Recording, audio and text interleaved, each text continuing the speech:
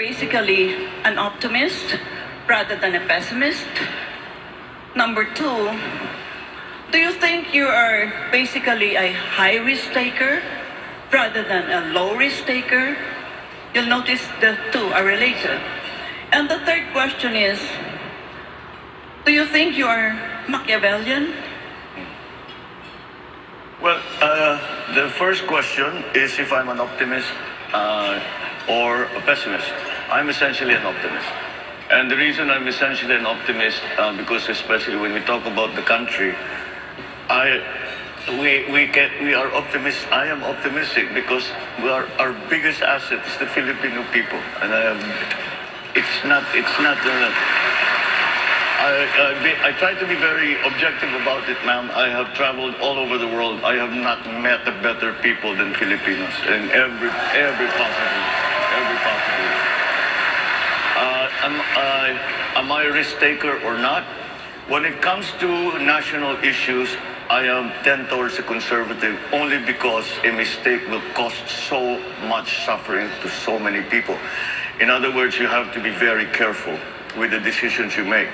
And it's not something that you do offhand. You think about it very hard. You talk to as many people as you can.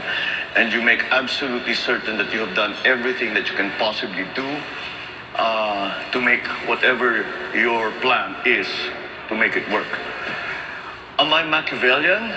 Well, I've studied him quite thoroughly. And I know very many Machiavellians in my life. But Is it Machiavelli in terms of taking every means to produce an end, not the other Machiavellian, the bad Machiavellian? Well, certainly, we have to be aware of everything that is going to help whatever it is that you are hoping to achieve. And on a national scale, that means you have to understand very well what the situation is on the ground. Ganito kasi ang sitwasyon ng mga tao, eto na ngayon sila. Nasa gitna pa ng pandemya, walang trabaho yung mga yan. Maasa pa rin yan sa tupad, sa IX, etc. O paano tayo lalabas niyan? Where will what are the other countries doing?